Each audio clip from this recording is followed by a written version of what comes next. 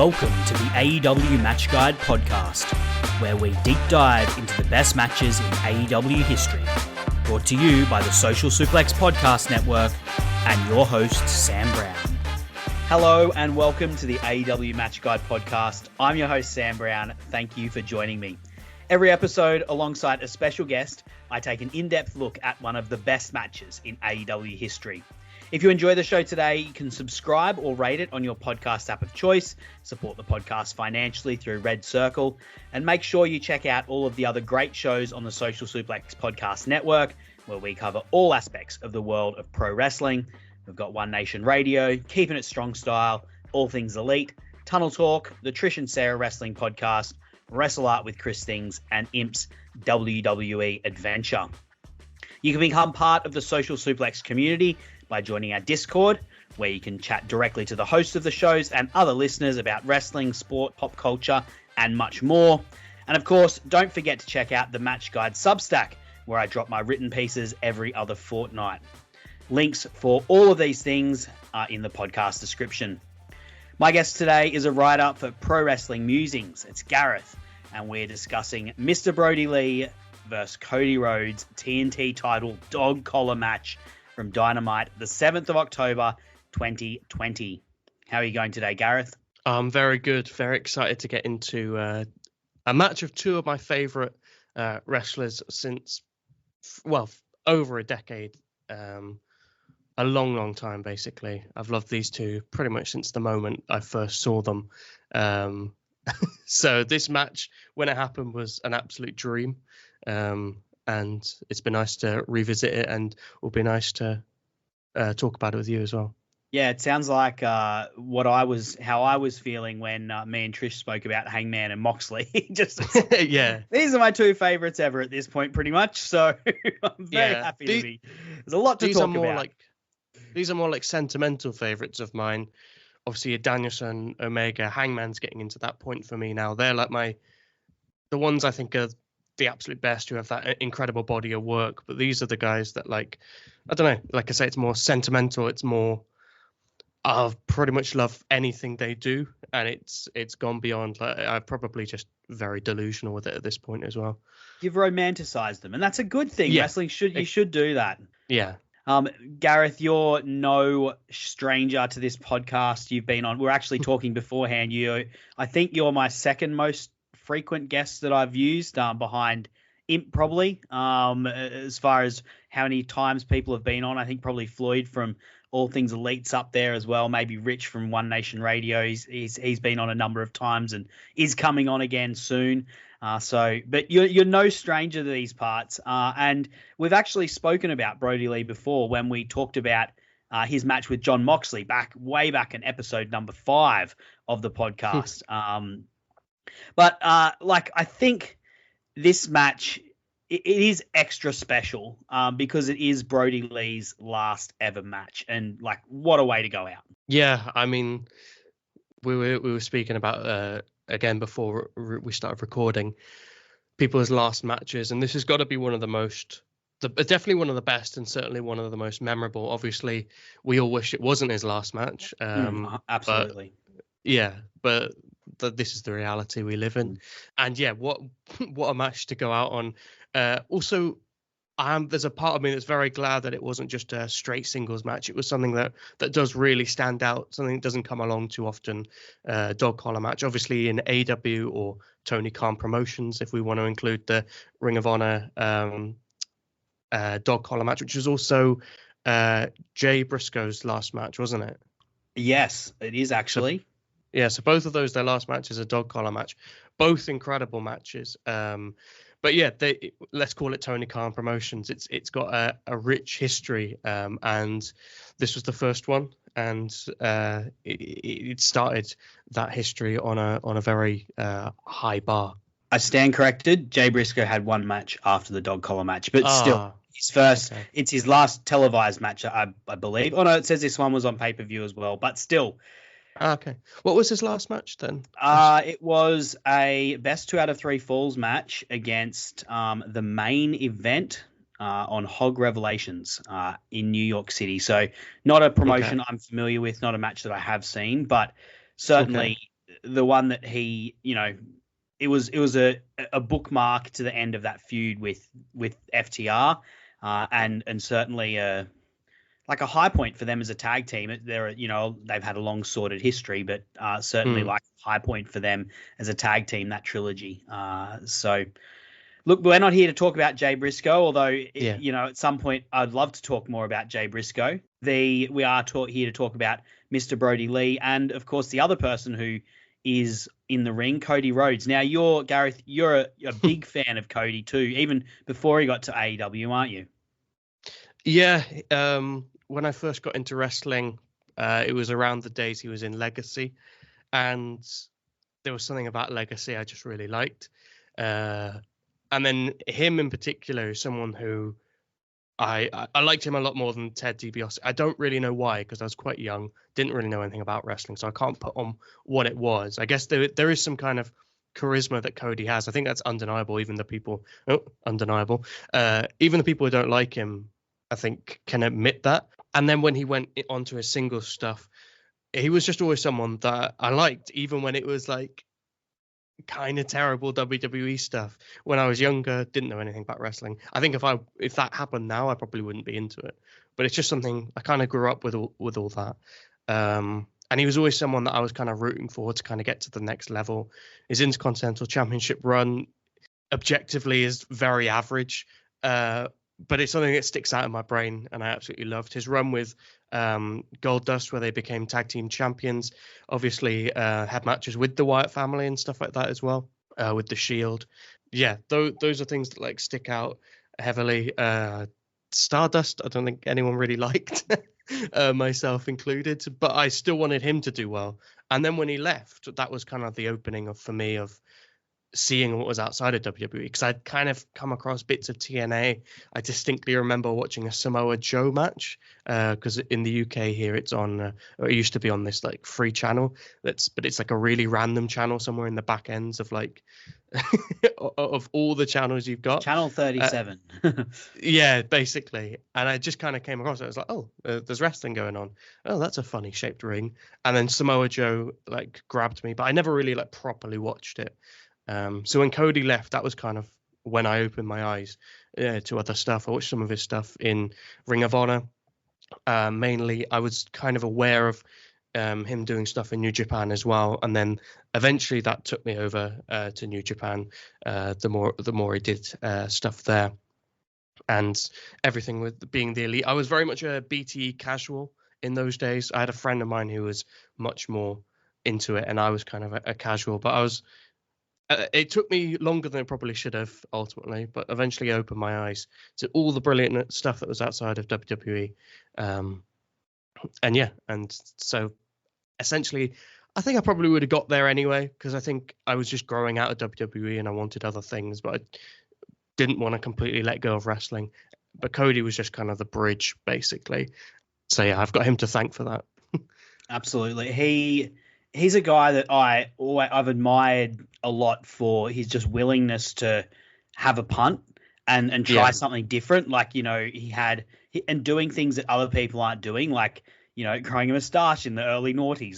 In the early teens, no one was doing that at that point. Everyone is now, but no one was doing it at that point. Wearing the face mask, not all of his swings hit, right? Like, Stardust. He tried to do different things with that, and it didn't necessarily hit.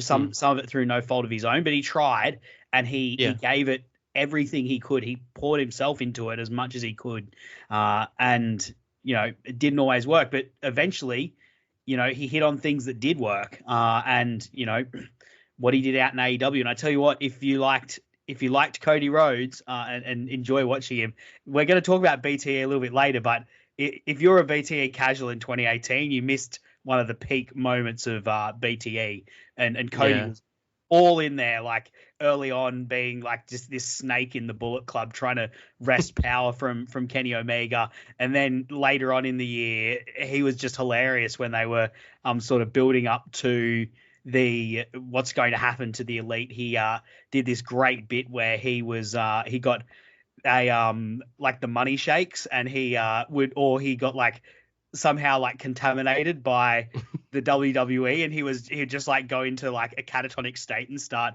spouting random WWE facts, and he had to be exercised by Christopher Daniels. Yeah. all very ludicrous, but absolutely hilarious. And Cody, he was so much in 2018, he was the star of BTE. So, you know, as I said, like, yeah, he's a guy who wasn't afraid to put himself out there, and eventually he hit on some amazing things. And, you know, what we're going to talk about here with his TNT title run, and that was one of, you know, at that point in his career, it was one of the best things he'd ever done. So it's going to be good to dig into it. And this is probably, for me, the highlight of his TNT run was what he did with Brodie Lee. So let's get stuck into this. We're going to talk about the build, of course, and then the match. As we always do here on the AEW Match Guide, though, we're going to give the match its flowers. Dave Meltzer gave this match 4.5 stars. Currently on Cage Match, it's sitting at 8.56. And in the match guide we did earlier this year, this is a bit embarrassing. It came in 82nd and only got one vote, which, I don't know, it's a little bit sad, but it kind of shows how time has moved on. So, you know, it didn't feature in the top 50 AEW matches that have happened of all time. I think there's probably a bit of recency bias in that. In the original poll that I did, that is now no longer on the website, on the online, unless you know how to work the Wayback Machine, it came in 21st though. So that was what we did before Double or Nothing 2020, for all the matches that happened before Double or Nothing 2021. That was the 21st match, the 21st best match. So a match that was well rated at the time. I think something that everyone remembers who was watching at the time and thinks positively of, but isn't something that people have in their conversations, which is a shame because there's a lot to talk about with this. It's a great angle and a great match, and I hope we can sort of bring some of that stuff to light as we talk about it today. Yeah, I think that's it's not surprising because there's so many great matches in AEW's history, and obviously this was so long ago now that it, like you say, there will be some recency bias. It was also one that I don't think I'd ever gone back and revisited it. I'd gone back and watched most of Brodie's run a couple of times, but this was a match that I remember like thinking about watching in the past and being like, I don't know if I can actually do that yet. As a big fan of Brodie, it was just like knowing it was his last one and stuff. I think this is the first time I ever watched it back, and I wouldn't be surprised if a lot of other people hadn't watched it back, because like you say, it was really well like received at the time, but it's one that like it doesn't have those. It has some great spots in here, but it's so much more about like how it felt at the time, I think, with the story going into it and then the result as it happened as well. A lot of people didn't like the fact that Cody won. I remember that was very controversial at the time. So there's probably a few factors, but also there's so many great AEW matches that it's hard to give all of them, like, it's hard to put them all on the pedestal where they probably feel like they should be. 82nd feels too low, but then if you look at all the matches ahead above it, I would probably say, yeah, that's maybe fair enough. Yeah, very true. Very true. Well, look, let's get stuck into it because, as I said, like I'm hoping to bring some of this stuff to light. And if you haven't watched this match in a long time, maybe now's the time to break it out and you can rewatch it and then sit down with us or listen to this and then rewatch it. And maybe we'll be able to bring some things to light in it. We're going to talk about the build first, of course. And before we get to a lot of what was going on between the two characters specifically, I just want to talk about Brodie Lee. Of course, as I mentioned, we did speak about him way back in episode 5. But, you know, let's talk about the Dark Order because we spoke about their introduction that they had when with Brodie Lee and Jon Moxley and their feud and how he took over it and was revealed to be the Exalted One. A lot of power and sort of exerted that. But by the time we get to this match, which is only a few months later, things have changed quite a bit from the way that they were portrayed and the way that kind of Brodie Lee was portrayed within them, from facing Moxley at Double or Nothing to this match. What did you think of like how things progressed with Brodie Lee as the Exalted One of the Dark Order? Yeah, I think when it was first announced, I think I was a little bit disappointed. I was delighted to see him debut, but I was a little bit, because of how Dark Order had been at that point, I was like, oh, they're sticking him with these guys. That's a bit annoying. And also because he had been with the Wyatt family, I was quite excited to see him be like really serious and not this kind of hokey stuff. Whereas the Dark Order had kind of been a bunch of hokey pokey nonsense, as far as I see it. Some of it I like. Sometimes I like stuff like that. Usually I don't. But the way he kind of took it on and made something new of it was incredible, and something I think that like probably nobody could have seen coming. He was very serious, and he was, the mob boss, as people, were making comparisons to, or also to Vince McMahon. And these guys were a bunch of unserious goofballs who were terrified of him, but also absolutely hilarious. And it was a brilliant dynamic between Brodie and the rest of the group. And then you had like some more serious moments where I always felt like Anna Jay was a slightly more serious side of it. He obviously brought her into the Dark Order as well. And he basically just fleshed the faction out. And obviously there was great stuff on BTE, but then on the show itself as well, you did have that nice mix of comedy and, this super intimidating, very serious mob boss, for lack of a better word, character as well. So I think as well, it's worth reiterating just how badly looked on the Dark Order were before Brodie came in, how much of a failed experiment it had been. It was almost certainly, besides maybe the Nightmare Collective with Brodie Rhodes, the most ridiculed thing AEW had done. It was the thing that was kind of getting them consistent weekly like criticism, and many people, even like in good faith, saying like this is just holding the company back. So the fact he turned it from that to something that, when he wrestled Dustin, was their second ever time they broke 1 million views, and it was at that time the most viewed Dynamite match or segment ever, is quite remarkable, I think. Absolutely. He kind of took them from being, like, as you said, literally they were the reason that Tony Khan changed the way that creative was structured in the company because of the disastrous segment that happened at the end of 2019, where they beat down the Elite. Tony Khan then changed the way that creative was structured, which is a thing that had all sorts of wide-ranging impact, long-term impacts on the company. But Brodie Lee made them really serious in the build up to the Jon Moxley match. Like, they were very serious, playing it very straight. But then after that, you did see that like goofiness creeping in, and he was such a great contrast between him and the rest of the group. Like, he is this ultra serious, very intimidating man. But just with these, he's just got this group of absolute losers around him, like lovable but totally downtrodden losers around him. And it was hard not to fall in love with those guys a little bit.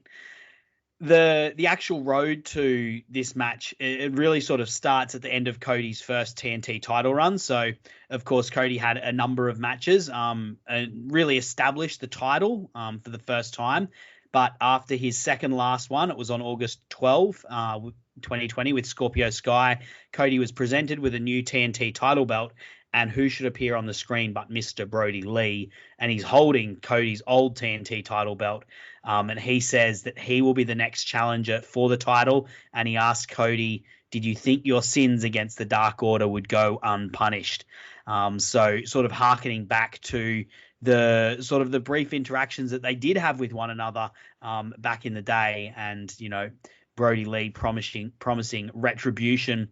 Of course, the week after, on a special Saturday edition of Dynamite, the 22nd of August, 2020, it's a real legendary moment in the company. I feel like one of the great early moments in the company's history. Brodie Lee and Cody Rhodes face off, and Brodie Lee just absolutely destroys Cody. He wins the title in a match that's 4 minutes long. And at the end of it all, he leaves the whole Nightmare family at his feet. The Dark Order beat them all down. Anna Jay strangles out Brodie Rhodes. I actually spent an entire podcast, an hour-long podcast, breaking down the angle and the match. It's back in episode 23 if you want to, really dig deep. But Gareth, what are your thoughts on that match and the beatdown that happened afterwards? Yeah, as someone who, like I say, pretty much since the moment I first saw Brodie in WWE, when he was obviously Luke Harper, I loved him, loved his intensity. He has this really great quality of being so wild, but he's actually so controlled, and everything's like so nicely performed. He was always someone that I loved, as I say. So when this came about, I was, kind of a bit like, oh, he's just lost to Jon Moxley a couple of months ago. Now he's going to lose to Cody, because that's what Cody was on this amazing run. I just kind of thought, well, Brodie, he's just going to be another one. So I really thought he was going to lose. And then I was watching it, and I kind of looked at the clock as the match was like, as they were coming out for their entrances. I remember thinking, there's not much time left here, unless they're doing like an overrun, which at that point wasn't really a thing. Obviously they do it every week now, but and so I was like, and now they're gonna like squash Brodie as well. I went into it really quite annoyed, and then what happened, and it was one of the most incredible moments of my life. And I mean, maybe that's slight hyperbole, but certainly one of the greatest moments as a wrestling fan for me. Even though I loved Cody as well, I was desperate for Brodie to get a moment like this. And so, yeah, it was just absolutely incredible.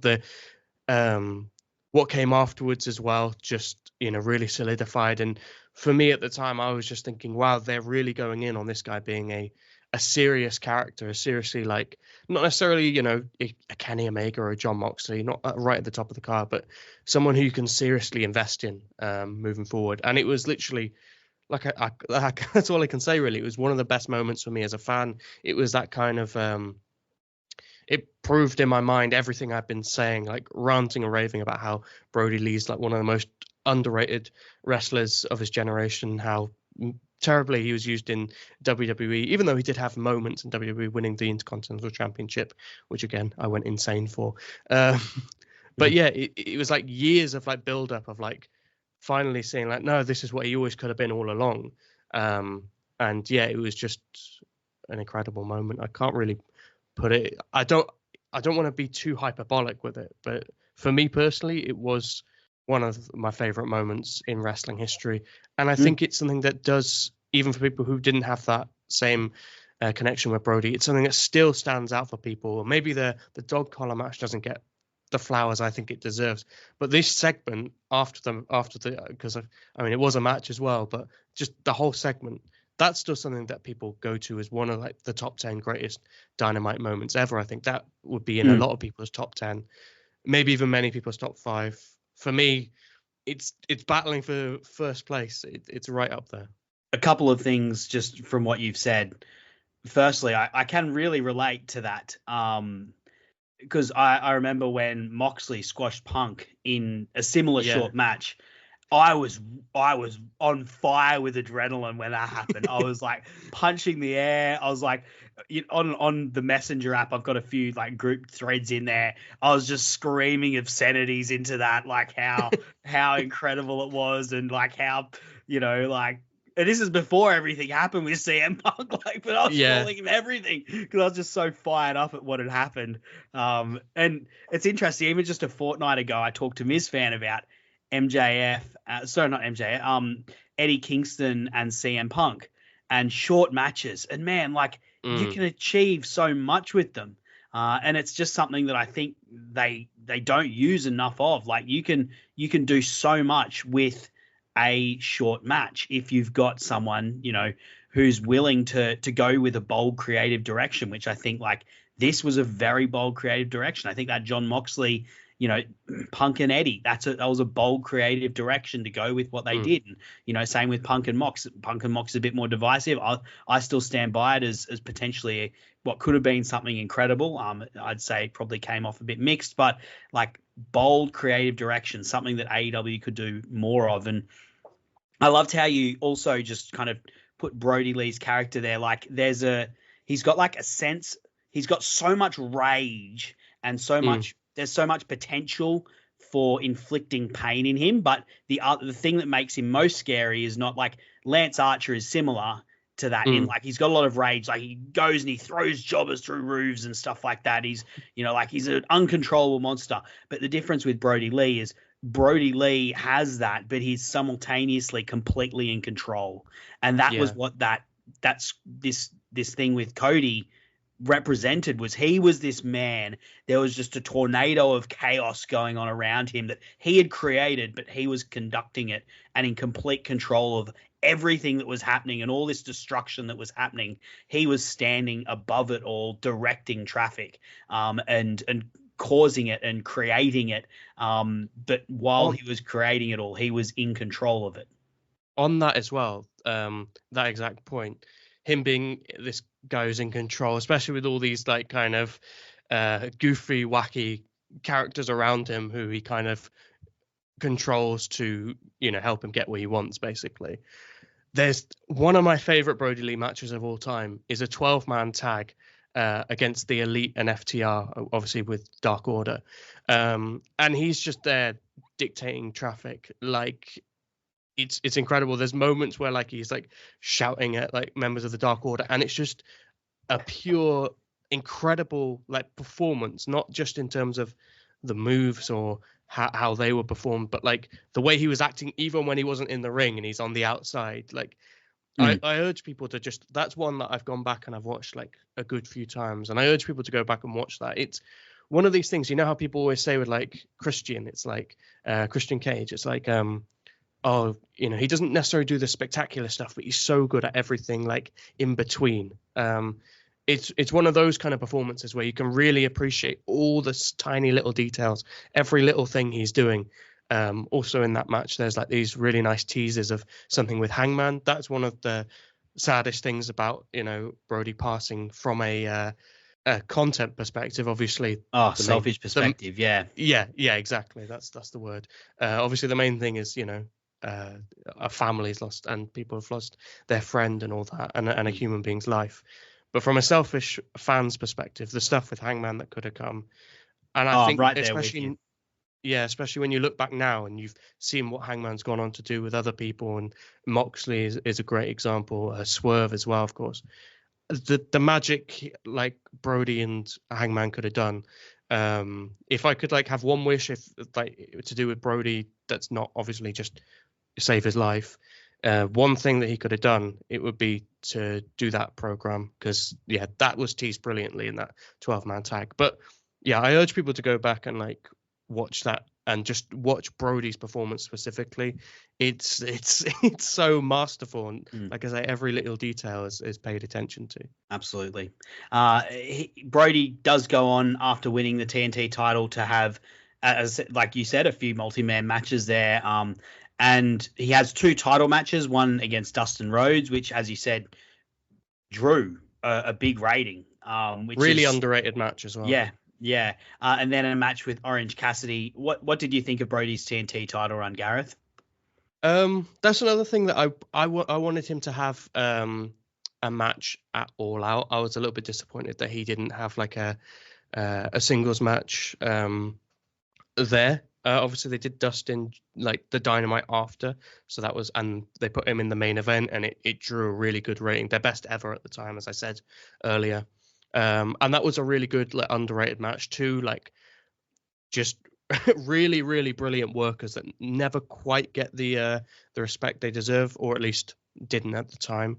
And then I thought the Orange Cassidy match was, a bit underwhelming.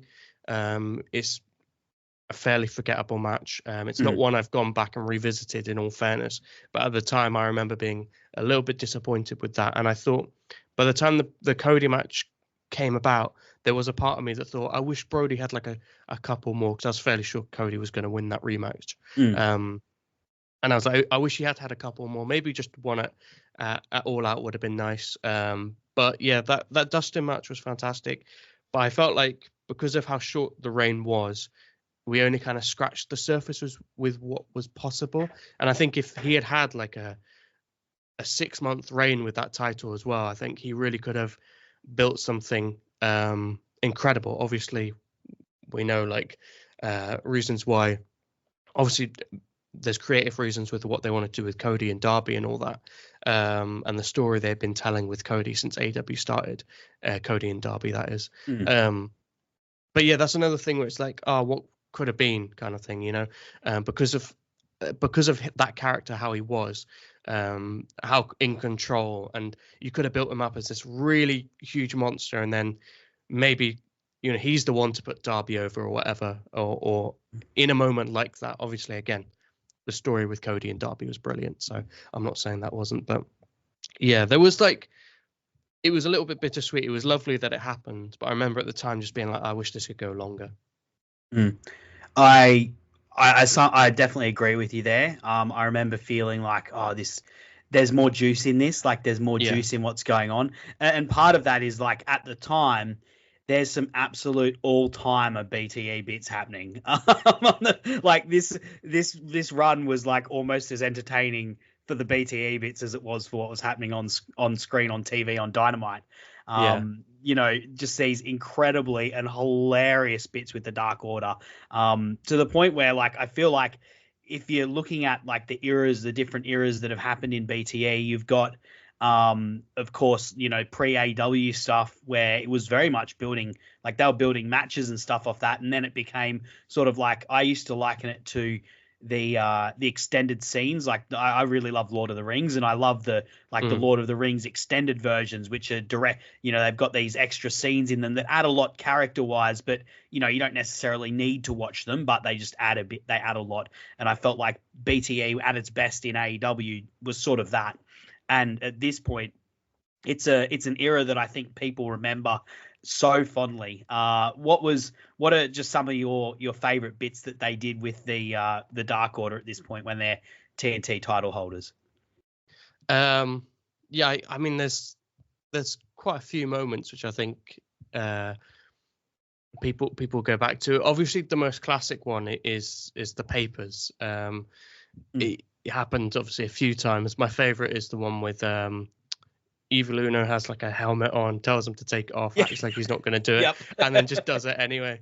And then, like, as Evil Uno is being hit, he goes something like, you know, the he's like, concussion protocols. It worked. Yeah. And then when he's being hit, he's like talking about the concussion protocols. And Brodie just doesn't care, just whacks him over the head. Once the helmet then comes off, obviously. That's probably like the most iconic, I think. There's one which is, again, really close to my heart, is when he wins the TNT championship. He comes back into the office, and they obviously have their little celebration. But there's this moment where like Brodie like kind of lifts the title in the air, and it's this deranged kind of monster holding up this title, kind of like almost holding up the head of his prey. You know, you could almost look at it.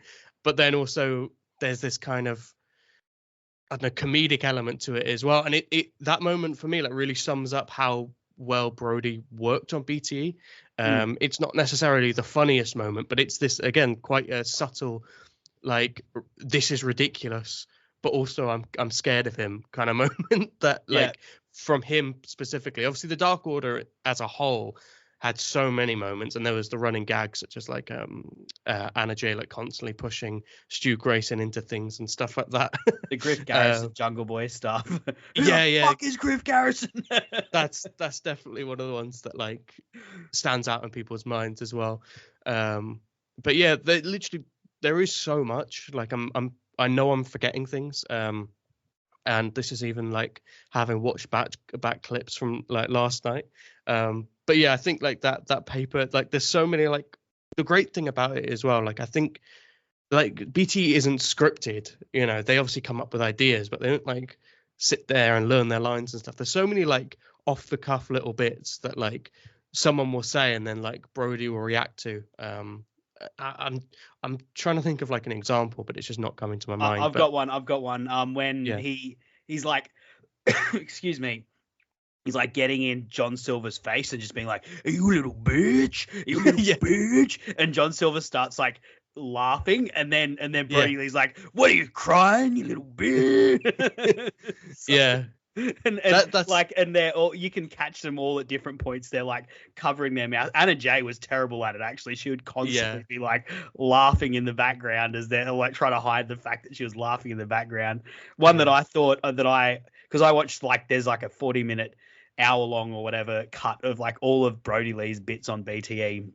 And one that I loved and I'd forgotten about was when he wins the TNT title, he's going around and he's like, you know, giving everyone praise and stuff like that. And he gets to John Silver and he's like, "You want to touch the title?" No, you can't. He just keeps like pulling it back and he keeps acting like he's going to let John Silver touch it. And he's like, no, you're not going to touch it, John Silver.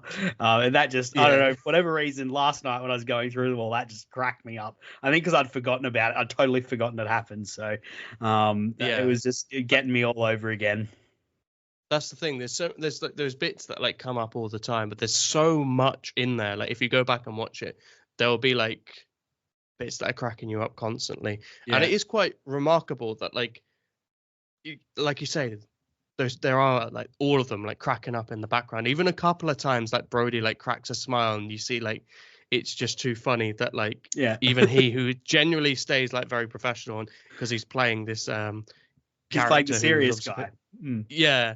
But there's even a couple moments where like he like cracks a smile as well, and it's like they must have had so much fun with that, because it's just, imagine coming to work and obviously getting to be a wrestler. If that's your dream, that's already a great job. But then coming to work and then also getting to do that when you're like backstage and like not doing the stuff out in the ring or whatever. Like they must just had like a ridiculous amount of fun with it. And you can see that in within what they're doing. But then at the same time, there are moments where like, again, Brodie still comes across as this like super intimidating force that like you kind of end up feeling like loads of sympathy for, like especially John Silver, because he's the one who mainly gets picked on, but all of them really. And that's why, like, obviously when Brodie then passed and they pivoted into the Hangman stuff, that's why that then worked so well, because you'd seen what these guys had gone through. And then you'd seen what Hangman had gone through, and they had that like common ground. So yeah, it was just that, alongside what was happening on Dynamite itself, was just all so fun for my brain to get to experience. Absolutely. Let's talk a bit about the other side of this feud. Cody, he comes back to Dynamite on the 23rd of September, the first time he's been on since he was destroyed by Brodie Lee back in August. He comes in after Brodie Lee's match with Orange Cassidy for the TNT title. Cody is wearing a black suit. He's got a black shirt on, a new blood red logo, and of course he has dyed his hair black for the first and only time in AEW. He clears the ring. What did you think of Cody's return look, Gareth? I mean, the return as a whole was very Cody, wasn't it? Like, I remember it got a lot of criticism at the time from those people who just don't really like that style of wrestling, which is fine. But then the look on top of it, a lot of people thought he was turning heel. I don't know if he's specified what he was trying to do with that.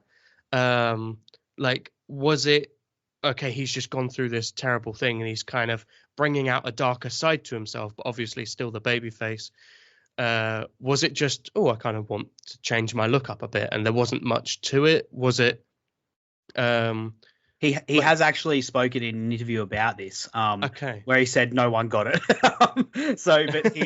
He said, so what he was doing was he was doing a play on the death of Superman, which is a comic book where Superman dies. He gets killed in the comic book, and a lot of what happens is like the other superheroes grappling with what happened, and then Superman comes back in an all black outfit. So he's not like wearing the famous, red, white, and not red, yellow, and blue. He's wearing an all black, like an all black outfit, and he's got a white logo on the front, which Cody actually has a white, when he comes out for the match, he's wearing a Nightmare Family shirt with a white kind of silver logo on the front, rather than the normal Nightmare Family. So very much like inspired by that. And Superman's hair, instead of being brown, is black. And he's got like a mullet rather than his normal shortcut look. Obviously, Cody didn't have time to grow a mullet out, but he did have time to dye his hair, which an interesting comparison for Cody to make for his with his character in AEW, to be comparing himself to Superman and what happened to him against Brodie Lee to the death of Superman. Yeah, I mean, at least there's some reasoning then. Obviously, nobody really got that at the time. He even said it in the interview. He said, "I was going for Death of Superman. No one got it." Yeah, he looked so much like the villain from Lazy Town. Like, so I think that's why immediately, or part of the reason why a lot of people just assumed he was about to turn heel or something. And then I remember there was like these theories of like, because a lot of people didn't want him to win that match against Brodie, because people were loving what Brodie was doing. So people were like, okay, they're going to use that, and obviously Brodie will stay as a heel and stay doing what he's doing. But then Cody's going to, and then when Orange Cassidy came out to challenge him, I'm jumping ahead here, but at the end, Orange Cassidy comes out to challenge him. People were really like going with that theory then, that he was going to turn heel, but he had just cut a promo where he said like, no, I'm never going to turn against you. So it was as often was the case for Cody in AEW. It was a bit messy, quite hilarious for me looking back, especially knowing like everything that came later when he had all the stuff with Malachi Black and just after the QT Marshall stuff and all that. Like going back and, you know, I mean, there are a lot of people who always wanted to hate Cody, partially because I think they just don't like that style of a babyface. And partially because he's so good as a heel as well, and that's when they enjoyed him or whatever. But yeah, there were all sorts of theories, but it's funny that nobody landed on like the actual thing. Yeah, well, he is it's no secret that he's a comic book guy and a bit of a nerd. Yeah. Like, his appreciation for Star Wars and Star Trek, and so it shouldn't be a surprise to us that he's graping, he's looking at comic books and stuff like that and taking inspiration from them. I don't know. For me, I never had a problem with it. I just thought like, although like he'd had dark hair before. He'd had dark hair like the year before in 2018, because he was like going off to shoot a TV show, and in that TV show he had dark hair. So it wasn't something that was uncommon. By that point, the first time I saw him with blonde hair, I was like, what the heck has this man done? But I got used to it and, ended up quite liking it. And given the match that he was going into was a dog collar match where there was going to be blood, I think it was a poor decision to dye his hair black for that. But I kind of liked the idea of him coming back a bit serious, like kind of with a different vibe, because what he's showing is like what happened to him had an effect. He wasn't coming back and being like, oh, everything's okay. He's like, no, what happened had an effect. I've got to take things more seriously now. And this change in my look is a reflection of that. Yeah. Shortly after, on that same show, Brodie storms backstage. He's still like hot and sweaty from the match, into the interview area, and he delivers just like an incredible promo. He says, the audacity of you to return like that while I've been here doing the work. What kind of a man sends another man to do his work? Did you see what I did to Dustin? Did you see what Anna Jay did to Brandy? A man like you, Cody, you are no man. You are a coward. He then like grabs the dog collar off John Silver and he says, Cody, you can run on for a long time, but sooner or later, Brodie Lee is going to cut you down. I'm going to take this dog collar. I'm going to wrap it around your neck. You have 1 week to answer me. Are you a man or are you a coward? Gareth, I had forgotten how damn good this promo is. It is a absolute tornado of a promo. Yeah, I think tornado is the best word because he's just screaming. Like he like pushes the interviewer away. Yeah. There's even things like he went after Brandy as well. He's like talking about her on her Instagram or something like that. Yeah. Like he properly like fully, it's kind of all over the place, but also is focused on like, I'm selling a match here. And it's again such another masterful performance of what portrayal of what his character was at the time. I love how, like you say, he's in control, but he's so it's so easy for him to get caught up in these little side things he's so sensitive in a way. I guess like again, I don't know exactly what his inspiration was for it, but a lot of people used Tony Soprano as an example, and a lot of people used Vince McMahon two men who are very, I think, insecure and did do stuff like that. And again, he just, especially when he passed and you found out Brodie's nothing like this. He's the sweetest guy in the world, and everyone comes out and everyone loves him. Nobody has a bad word to say about him. Not even like he was just all right. Like, he was lovely to everyone. It's so like funny how he can go from that and then perform this like incredible character. But yeah, the promo, it would be very wrestling at the end. He's got a dog collar.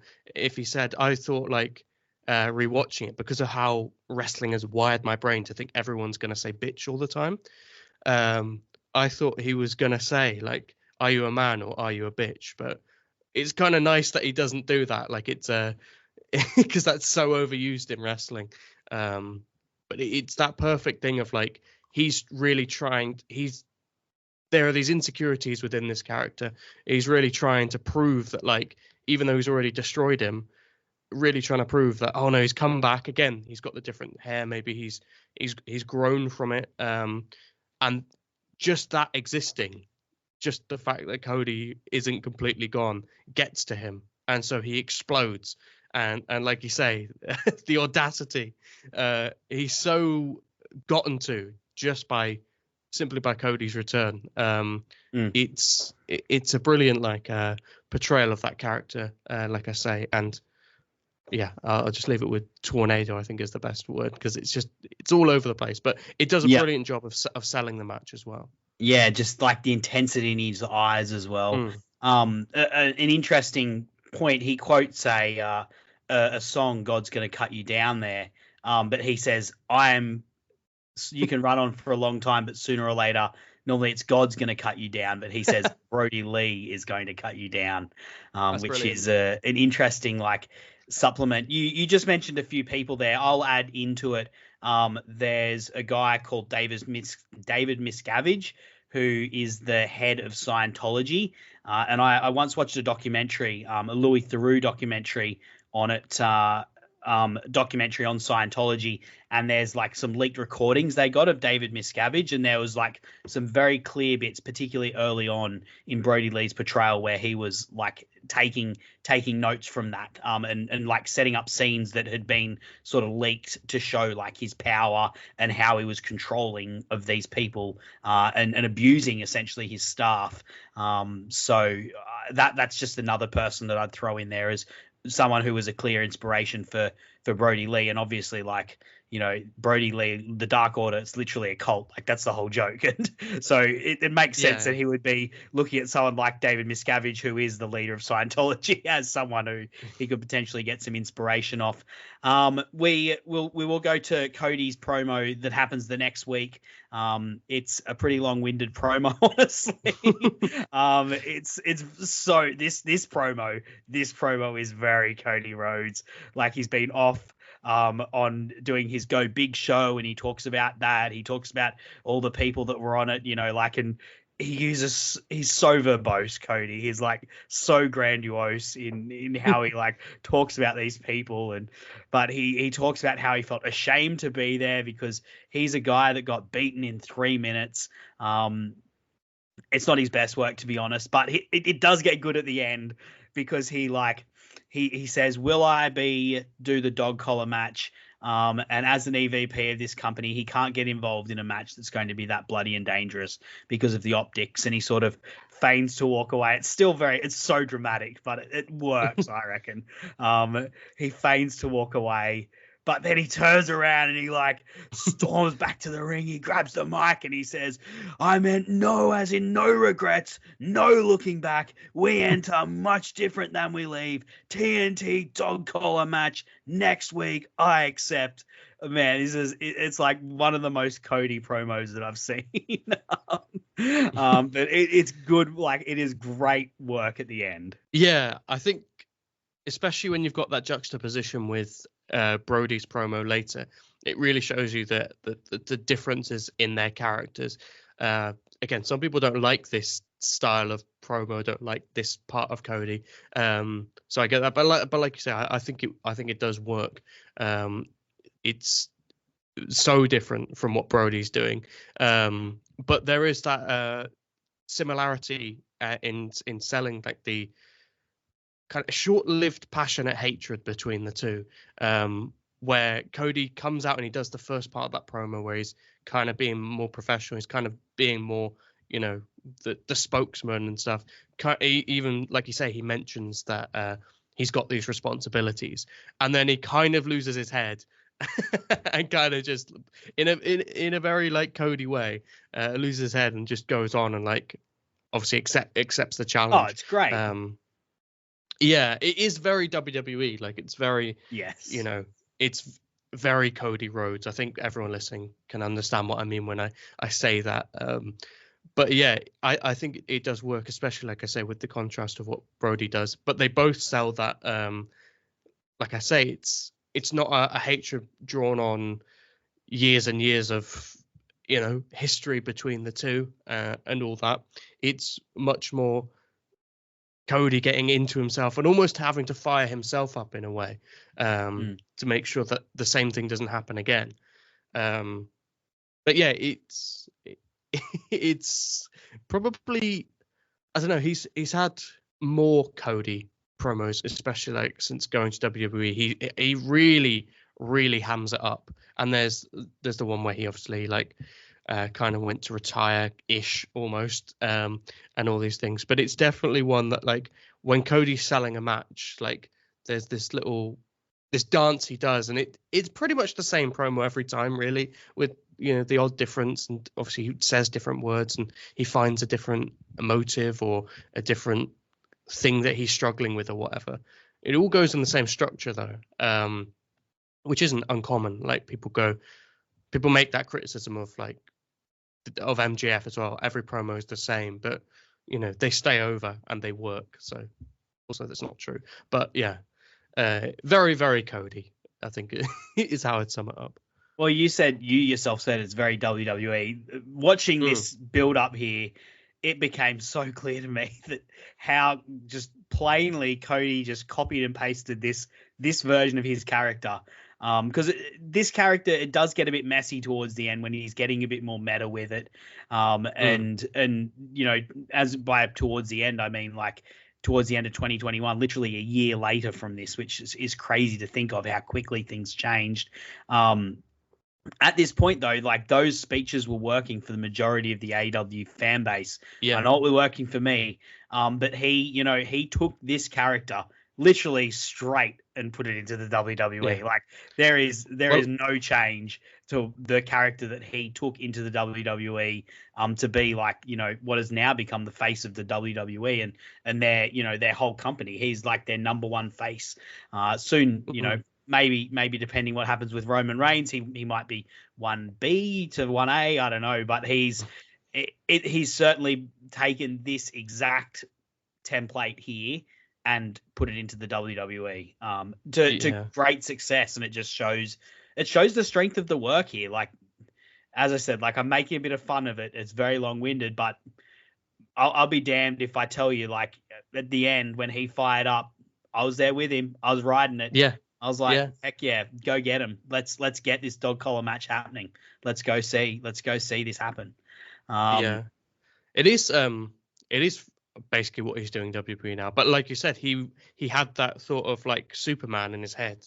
That is kind of effectively what he's, you know, playing, you know. And as someone who loves comic books as he does and all that, like I think that does, even when you look at some of his heel work in New Japan, you can kind of see elements of that. It is almost comic book style and some of the way he phrases certain things. That is what he likes. And I get a lot of people don't like that in wrestling. They like more serious things.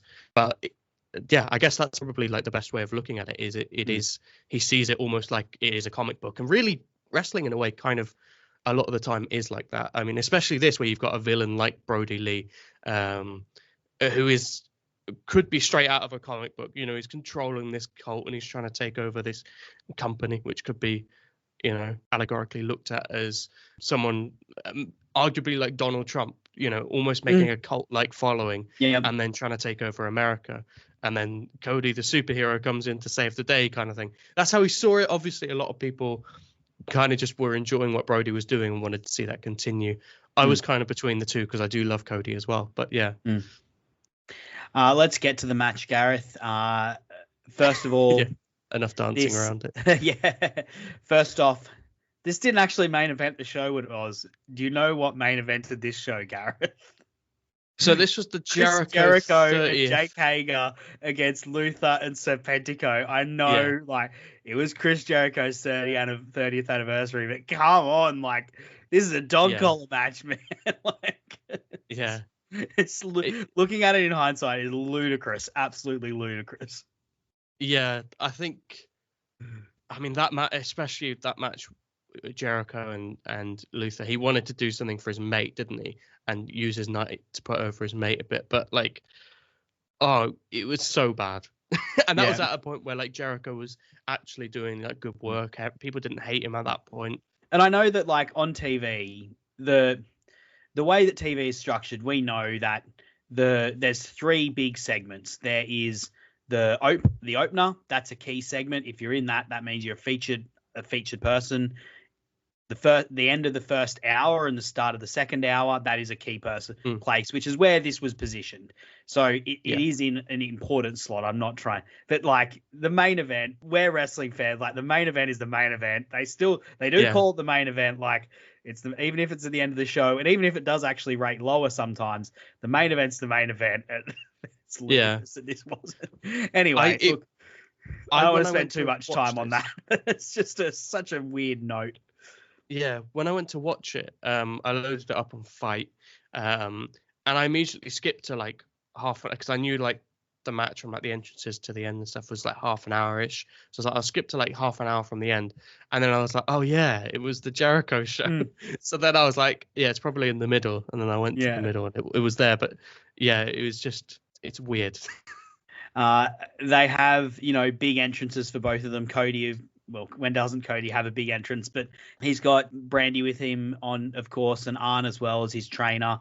And then Brodie Lee, he's got Anna Jay with him and also John Silver by his side. And they cut to Greg Valentine in the crowd, which is a nice touch. One part of the famous dog collar match with Roddy Piper. If you haven't watched that match and you like this match with Cody and Brodie, you definitely should go back and watch that. A match that holds up incredibly well to this day. They even give an announcement for the doctor at ringside, which is an interesting touch. I don't know if they've done that before or since, but it just sort of emphasizes the danger that we've got to let everyone know there's a doctor at ringside that's going to help out with it. The way they sort of presented here, it really helps build up like the mythos of the dog collar match in the company. Like, a lot of what AEW did early on is like establishing different tropes. They established the lights out, of course. Later on, they'll establish Texas Death, which Moxley also kind of did in New Japan. But they do a lot here to establish the dog collar match as like, this is one of the serious matches that we have when people are at odds and blood needs to be shed. The dog collar match is one of the ways that we do it. It's very well done, very smart. Yeah, that was one of like the notes I took as like when I was watching it back, especially because obviously there's no crowd. There is a very small crowd, but it was a socially distanced one back in the days of COVID. The way they built the tension at the start of this match, I think, was good. Obviously, you had Greg Valentine there, but he wasn't. And I don't know if this is just him knowing that this is an important match, so he can't be, but he looked like very serious. Almost like slightly worried because he knows how dangerous these matches can be. That's kind of the feeling you get. And it also, like say, it's that nice touch that gives it this historic feeling. Like there's this almost mythical match from the past. And this is like one of the guys who was in it who survived it. If you want to think of it like that. The stare down between Brodie and Cody at the start of the match as well as nicely builds tension. But the way that this isn't anything that obviously, if they could have had a full arena, they would have done. But the fact that the crowd was like spread out and you hear these kind of lone calls, it kind of makes like this very chilling atmosphere that's a bit uneasy.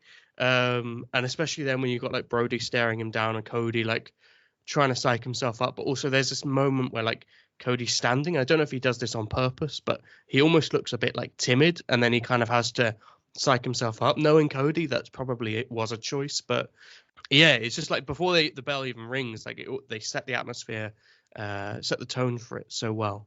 Yeah, first shot in the match is fired by Cody. He rushes, Brodie Lee dodges, and he knocks John Silver off the apron. And then Brodie Lee immediately takes over. He immediately is trying to do what he did in the first match, like with just the blitzkrieg at the start. But this time Cody's kind of prepared, and he gets some offense in.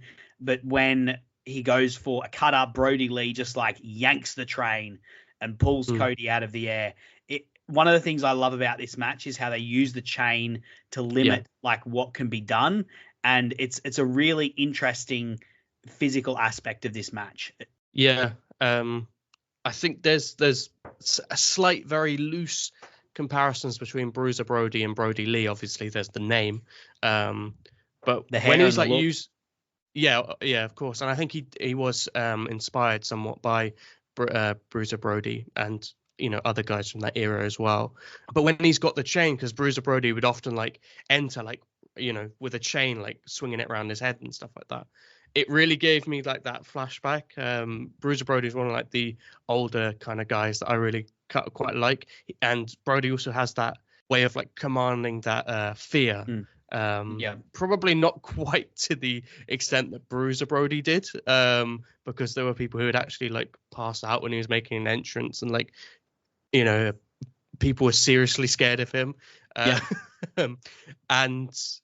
there's that air and that feeling of that. So yeah, when he's like pulling the chain later, when he like uses the chain throughout the match and stuff, it like there is just that like thing. But yeah, when he like Cody goes to the cutter, it's a bit earlier than usually he'd go for a cutter. I think they did that to like establish that we're really gonna utilize this, and throughout the match they really do. Like it seems to be at the heart of every twist and turn, even if it's not being used in every move. It felt like whenever the tide turned, it was kind of people utilizing the chain to their advantage to do that. For example, I think the first time Cody probably gets back into the match after hitting Reynolds off the rope, I think he uses the chain, like pulls it into Brodie Lee's groin. And it's just moves like that where it's like, yeah, you could do, an ordinary like duck and then bounce off the ropes and hit him, or whatever. But like he utilizes that chain, and it just makes the match more unique and also more violent as well. Yeah, an interesting aspect of like match composition that a dog collar really affects what they can do. Like a normal no DQ, wrestlers can pretty much run their normal moveset and their normal playbook just with the added opportunity of weapons. And even like a steel cage, which, pens people in, it doesn't restrict wrestlers the way a chain does. Like with a chain, you've really got to be careful with like how you're going through the ropes. And you've really got to structure it so that you are always within, obviously you've got to be within a certain distance of your opponent at all times. And you've got to be careful with how you're going in and out of ropes, moving around so that things don't get tangled up and, you end up getting yourself in a pickle. But it adds, and them like using it and showing it and yanking Cody out of the air early on, as you said, like it really establishes that early on what the limitations are going to be for this match and how, there's going to be the possibility of unique counters and unique usage of it to create offense because there is a chain linking these people. And I find that really interesting. It would be interesting to hear from a wrestler's perspective how they feel about it. They probably hate it, but it also like gives them like an outlet for creativity as well. That would be interesting to dig into with like a wrestler who's wired that way. What they think about it. But moving along, John Silver is the first to bleed in this match after getting knocked off with the chain. But Cody follows very soon after he gets DDT'd on to the chain. Brodie is really dominating early. And when Cody's bleeding, he starts to get fired up. He's like punching himself in the face before he does a dive straight at Brodie. Gareth, there's few people in wrestling that fire up as well as Cody does. Oh yeah, for sure. Like it's part of like the classic, like especially when he like I don't think he does it in this match, but he does it quite often, especially now in WWE. He'll like pound his chest. It's a classic look. But in this match as well, I think there is those nice like fire up moments, but it is very much more. He's still selling like the idea. There's a point later I want to speak about, so I'm not going to spoil it right now. But like he stays very focused on Brodie Lee, and it's very much about like it's all productive. Whereas sometimes now, you know, when Cody fires up, sometimes he'll kind of pander to the audience. Obviously, there was not a real crowd here, so that's probably part of it as well. But yeah, even in those moments, like where he does that, he hits him with the chain and then uses the dive to the outside. I think he takes like a slight moment after that then to kind of like look around before he then kind of gets back to it.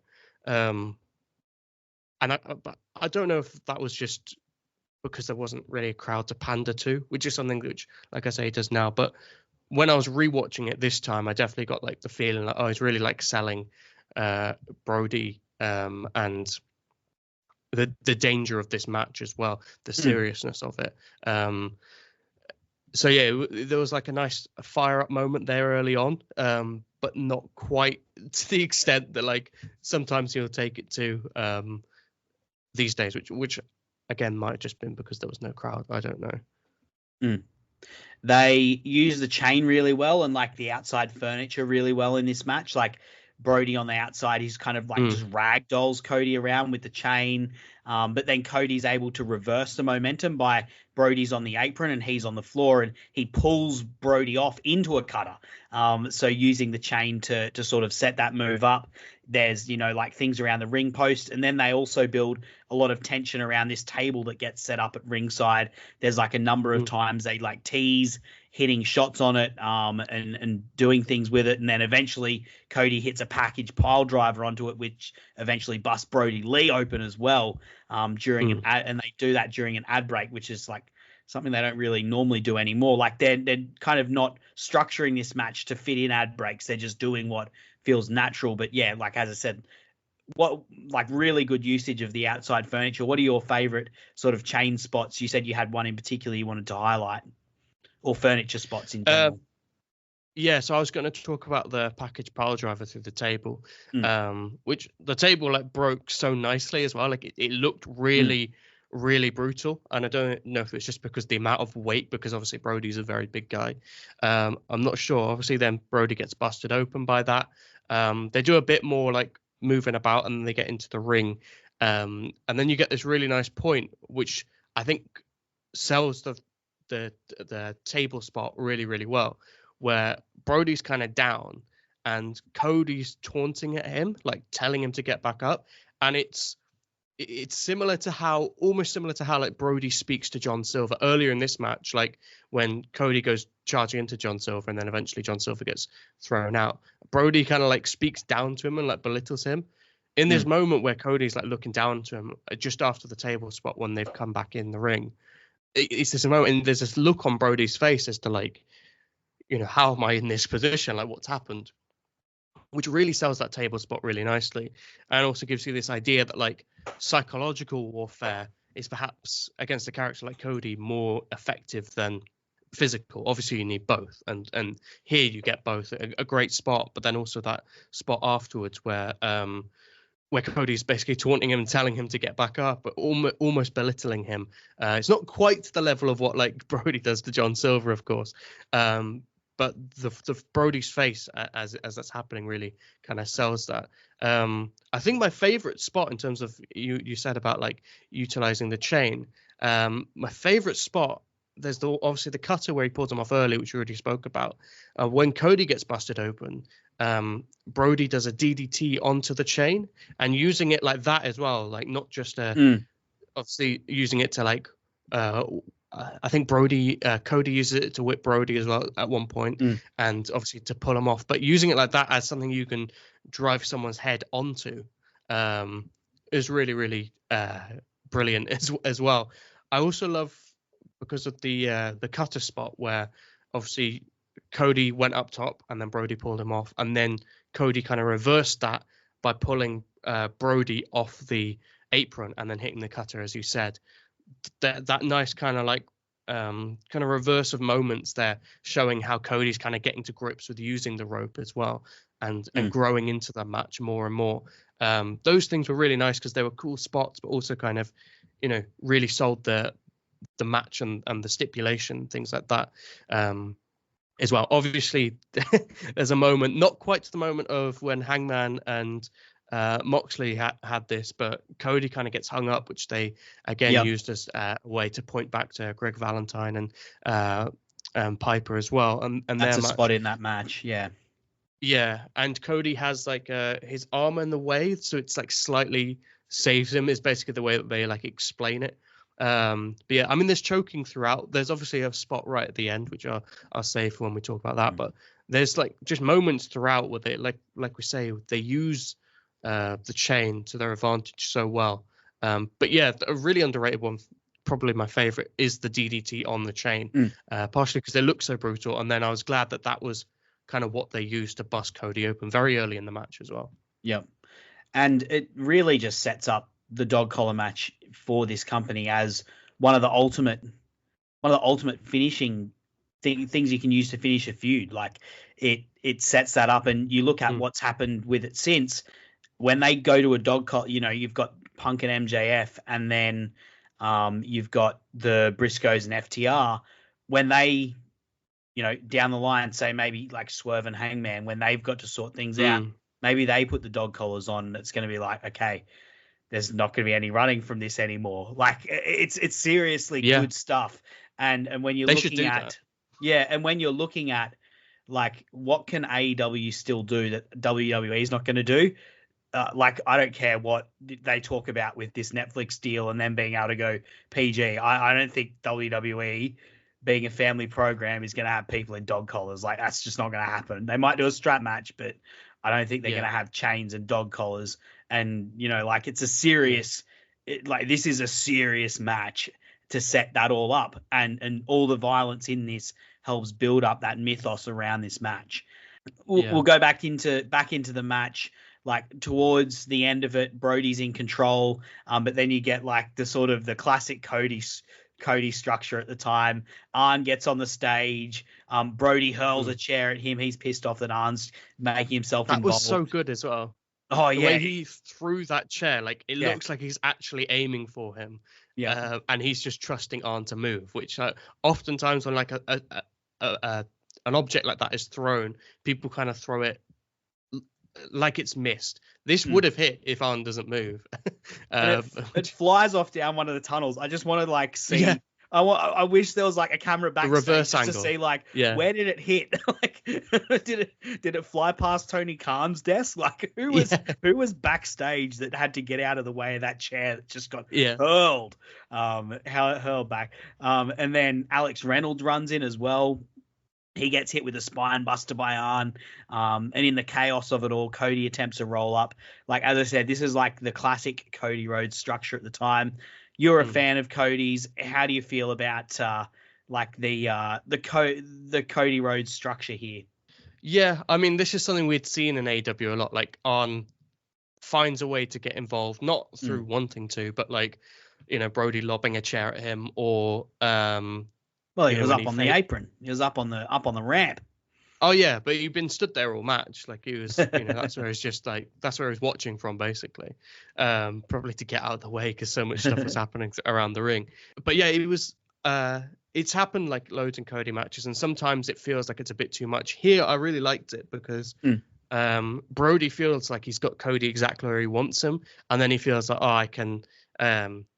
I can lob this at Arn. I don't need to like attack Cody with this. When really he should have probably attacked Cody with the chair, But again, that's this arrogance, this of this character in Brodie Lee, and it actually kind of goes against him because, like you said, then Brodie lays out Arn, and I think this actually is meant to like he doesn't lay out Arn, he misses Arn.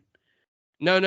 When Arn comes in the ring after he's hit Alex Reynolds, he lays him out, and he's got the chain on his fist, and he like punches him in the stomach and stuff because you can't really do much more to Arn Anderson. But that kind of inspires Cody then to like he's extra motivated to come and take out Brodie. And like you said, there was a roll-up attempt, but Cody's also using the chain to strike Brodie, and then there's a couple of like choking spots as well. It eventually leads to like this moonsault, which Brodie previously, when Cody went up high, pulled him off. This time he's not able to because he's been beaten down enough where Cody's able to then hit that big spot. And then after the moonsault, I'll take over from there. After the moonsault, Cody Rhodes hits the crossroads, and Brodie Lee kicks out at one. It's brilliant. Like it's almost become a bit of a trope at this point, the kick out at one.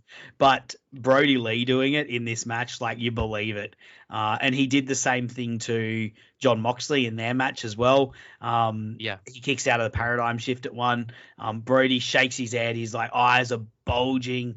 You just love how expressive he is. But Cody fires up. He dodges an attempted rolling elbow.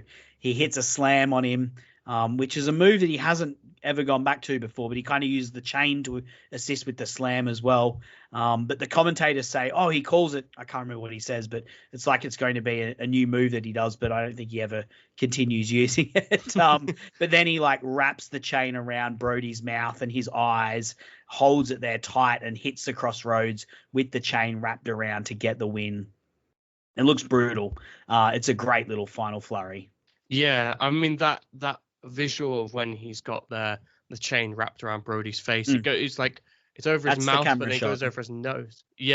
Goes over his nose and then over his eyes as well. And there's like you see the blood, like because Brodie's like face has been like he'd been bleeding loads, but then he's cleaned it off a bit to get the blood out of his eyes. And then you see the cuts as like his head's being squeezed. You see the blood literally coming out. Just before like Cody goes to that crossroads. It's a brilliant finish. I think in terms of you could go for something super spectacular, and obviously I really like the finish in the Brodie Lee Moxley match where Moxley's tried so many different things and eventually manages to get him down.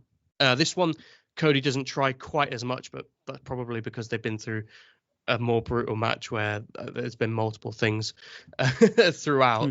But it feels like obviously he hits his finisher and pins him 1, 2, 3.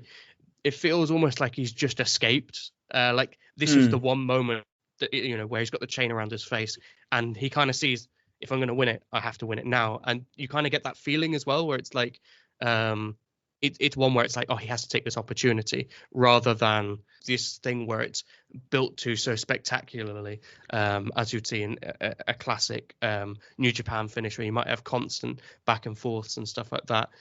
He comes close and then he kind of has to take that chance the second time.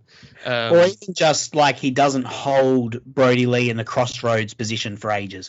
Like sometimes he'll hold his opponent in the crossroads for a while.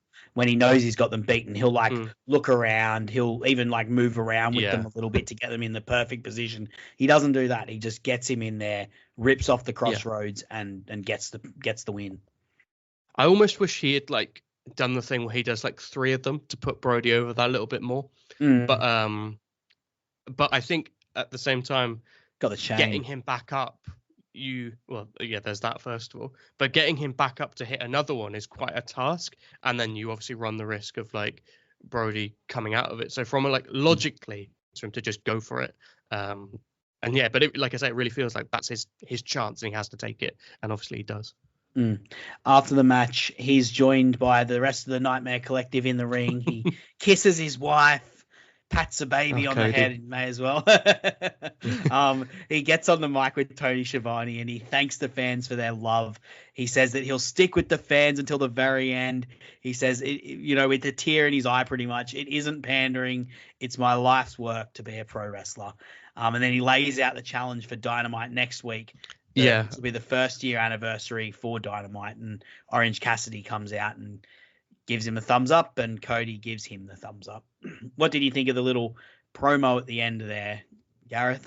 I mean, much like his the one we spoke about earlier, very Cody, very kind of I don't even necessarily think this one's actually very WWE. I think this one's very specifically Cody, especially where he acknowledges that like those creepings of those criticisms are coming in for him, they were always kind of there, but they were slowly getting louder and louder the longer kind of AEW went on, of people who, I think a lot of people just really wanted to see him as a heel, and he obviously didn't want to do that. And then also some people just, don't like him. So anytime does a babyface promo, it is that kind of WWE style. People call it pandering, and I think it is earnestly very, very him. Like, it is. I don't think he sees it as like, and I don't think it is either like him playing a character. I think he's genuinely sees himself as that. Not obviously it's turned up to the extreme because it's wrestling, but it's definitely probably one of the moments where I think more people turned on him after this match because people wanted Brodie to win, and then because of that promo, especially like addressing it head on of being like, I'm not pandering and all this stuff, just makes the people who think he is pandering think he's pandering even more. But yeah, I think Cody's a bit like Marmite or Vegemite, as you might have over in Australia. You kind of either love it or hate it, don't you? And this was definitely a really good example of that from Cody. But in the moment, I was very confused because there were these like whirlings around of, is he going to turn heel? And then Orange Cassidy comes out, as I said earlier, and people go, oh, maybe he's like kind of, it's obviously a year after this, you then get the whole thing of like, oh, he's Homelander, guys, he's Homelander. But this almost like there were already those like feelings of like Cody was doing something meta with the audience or something. Of course, I don't think he actually was. I think he was just, I think right by the end of when he was about to leave at AEW, I think if he stayed, he would have gone on to do that because he knew that it wasn't productive to be a proper babyface anymore, and he was going to get, I think he's even said that he was going to get heat out of that, and that's because it's so hard to get heat these days. That's a way that he can kind of do it. But at this point, I think he was earnestly saying all those things, and yeah, it does make me feel a little bit sorry for him, because I think so many wrestling fans would just never gravitate towards a character like that for a long period. I think people liked Cody for a while, and then it gets to a point where like, oh, you've been doing this a long time. With baby faces, like, people do get bored, and it's hard to be someone like Moxley where he stays consistently over as well. MJF was another one where at first people wanted to cheer him, and that kind of forced him to turn babyface. I don't know if there was a plan all along, but it basically forced him to. And then people got bored of that very quickly, in a very Cody sense, but almost to the extreme. So yeah, it was a bit of a weird one, especially because he gets up after this grueling match and becomes all about his kind of personality and how he sees himself in the wider landscape of AEW and all these things, rather than I've just overcome this ridiculous monster. And he could have maybe put it in a way, I've just overcome this ridiculous challenge, and I know how the way I lost the title first time was wrestling every week, taking no days off. And I'm going to do that again because he could have done it in a way that really focused on the story, but he kind of did it in a way that focused on the character, or how some people would see it, focused more on how the wrestler saw the character and wanted himself to be seen as perceived. So it's a weird one. Like, I can very much see both sides with it on this specific occasion. Look, for me, I wanted him to turn heel by the end of it because, firstly, he was already getting booed, so fighting it was just an uphill battle. But two, I fell in love with Cody Rhodes in 2018 because he was such a good heel. He was so good in the Bullet Club Civil War. And I was like, this would be perfect right now in AEW for him to be that character, or not even necessarily that character, but to be a heel. He would be perfect for it. It would be fantastic.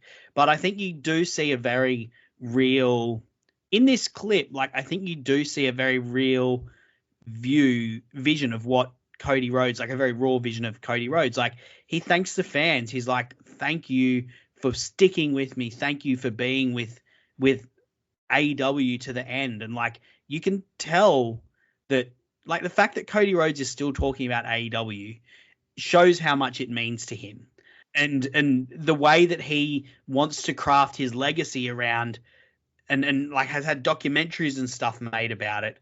And he for him is aggrandizing that, even when he's in the WWE, as being like, this is something that makes me special because I created this other company. And you can see it means a lot to him. So I think personally, like that coming out of him at that point, he's just been through this brutal match. He's probably feeling like he's got a lot of adrenaline going through him. Like he's probably not thought through 100% what he's saying here. So I think you're getting a glimpse of something that's very raw. And he's thanking the fans and being like, I will never change. I'll never turn. I'm never going to like give up on it, because pro wrestling is my life's work. And like this, what I'm doing here is my life's work. And I think he understands that the fans that came to AEW are the ones that like have lifted him up to this position. He wasn't in this position before he got that backing of that fan base that he created and he mobilized, but they came to him as well and like helped lift him up and help rise him up to a position that he wasn't in before. And so I think part of what he's saying here, when he's saying like, thank you to the fans, and saying like, it's not pandering to be this emotional, and thank you guys so much for it, because this is my life's work. Like, I'm just being honest. And yeah, like I agree with what you're saying about the story thing. He could have referenced Brodie Lee or something, but we're splitting hairs. I don't know. This worked for me. I wasn't feeling at this point that he was turning heel or anything like that.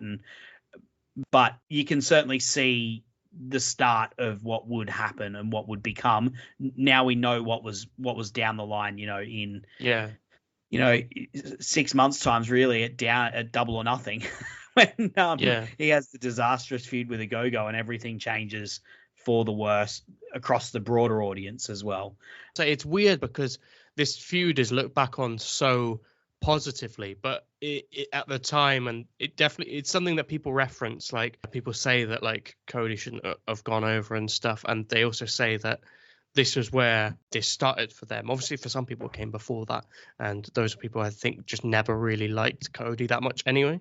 But this was like the first little glimpse into that, like you say. And it's interesting that, considering it's thought of as such a success from when Brodie like first challenged Cody to this match. But within that, there were things that Cody was doing within his character and all these things that was starting to rub people the wrong way slightly. I think the fact that if he had beaten Darby, I think it would have come a lot earlier. The fact that he put over Darby bought him some more time. And then, we got onto the QT Marshall, Go-Go stuff, which just, I think this match, I feel like this is a match that is greater than the sum of its parts. If I'm reflecting on the whole match itself, if you compare it, I think the fair comparisons would be to the Texas death matches that have happened and the other dog collar matches that have happened. And this match is absolutely not as spectacular as any of at least the high profile Texas death matches, like the Swerve, and the ones that immediately come to mind are Swerve and Hangman, and Moxley and Hangman, also Moxley and Archer. There's not anything near as like spectacular in terms of the spots. And then, of course, dog collar wise, you've got the MJF CM Punk one, which is, there's a lot that's going on in that in particular. They have thumbtacks as well. And, Punk has the big Misery Kantara entrance as well. And then the FTR Briscoes one is also crazy in terms of what they do. They're like all over the arena with dog collars. That's my favorite one. Yeah, but this match is one that it does a lot to set up the stipulation, and as we said, like it does a lot with the dog collar, and it's a very violent match, but it doesn't have that like level of spectacular. Doesn't have that spectacular level, but it's still a very emotive match and a very engaging match. And as I said, like I feel like as a whole, it's a match that's greater than the sum of its parts. Yeah, I would agree with that. I like this one more than the MJF Punk one. I think that's something that most people would disagree with. I'm not necessarily saying it's a better match, but I like the story that goes along with it. The story between Punk and MJF in terms of their entire feud and everything was incredible. But within that match itself, maybe it's because it's like a monster versus a hero. It's a more kind of, it's a story archetype I like a bit more than, babyface and CM Punk versus the kind of chicken shit heel in MJF. And you've got the Wardlow interferences and stuff like that as well. Like there's a lot. It's not that match isn't great. It is great as well. But I think I connected more with this one is probably what I'd say. I'm not the only one. I think a lot of people, again, the story that went along with this, I think that helped to, like you say, really set up the stipulation for something. When MJF and Punk came round, it was something like, okay, this has only happened once in AEW before, and there was at that time there was still that real, and I think there is now as well, but at that time there was still that real like respect for this match, especially because I think the fact that it was Brodie's last match as well gave it a certain amount of gravitas, but then also the history of the stipulation as well that again they touched on here with Greg Valentine, and then the fact that when it came to Punk and MGF, they called back to that as well in the promo, with "Will You Be My Valentine" and all that. So it did a really nice job of like affirming that kind of emotional reaction to what this match could be. Again, I think the Briscoes FTR one for me is my favorite dog collar match I've ever seen. It's just wild. I think the Briscoes are just so good. So good at like that intensity. It's another real strength of Brodie Lee as well, and especially in this match. But I think the fact you got two of them there, and FTR are not bad at all themselves. So yeah. Look, let's move along. Let's talk a little bit about Brodie Lee, because this is Brodie Lee's last match, of course. So we'll talk a bit about a few things about Brodie Lee. But the first thing I thought I'd bring up is I feel like they have never been able to replace Brodie Lee in the AEW roster. And like, of course, there's been up-teen different, former WWE people come in and, like other indie wrestlers coming in, New Japan folk coming in. But I feel like Brodie Lee as a monster heel in the promotion has never been able to be replicated. And they've tried, like there's Lance Archer, of course, who was around at this point. Later on, you have like Wardlow. He was like a face, but has also tried to do some heel work. You've got Hobbs, who's tried to be face and heel as a monster.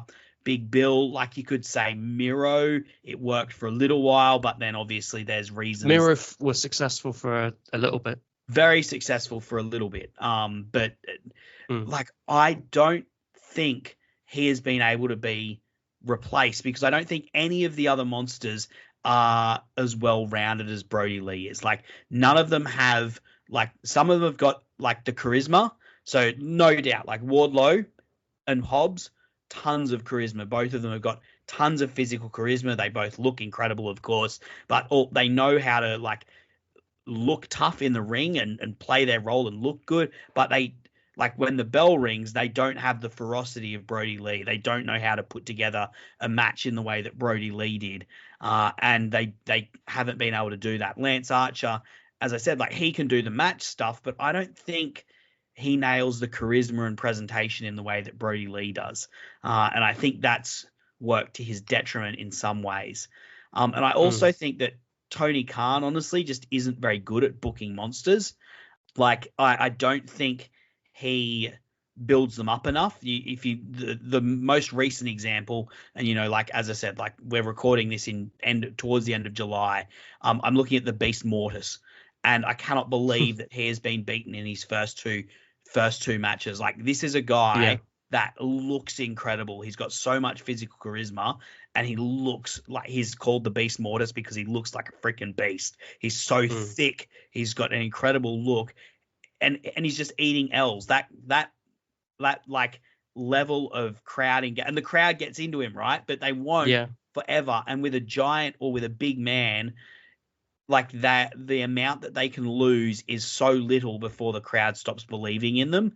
And like, he should have been built up for months. I would say, like, my pitch was have him go 7-0 in a best of 7 against Serpentico.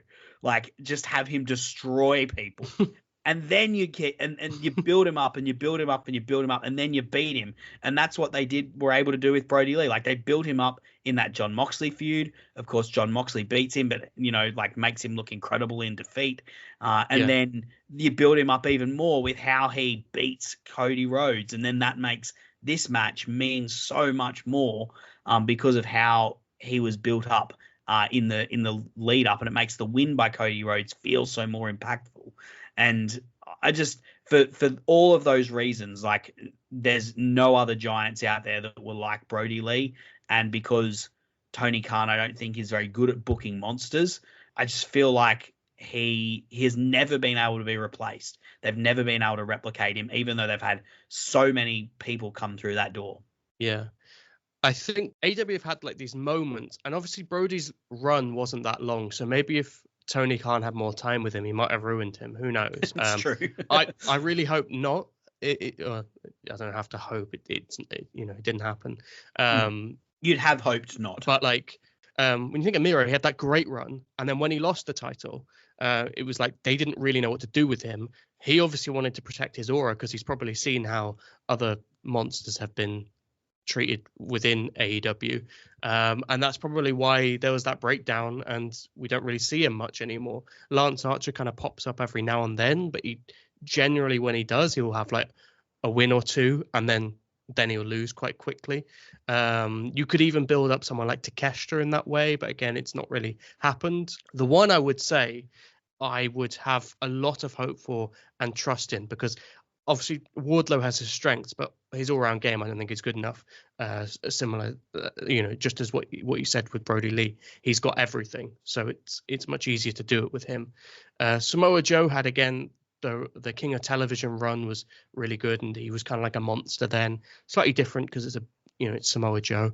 But there's another Brodie in AEW now. And if he was allowed to be unleashed on his own, I think he could do something similar to Brodie Lee. And I think you could build something incredible out of him. Again, would Tony Khan book Brody King as well as he booked Brodie Lee?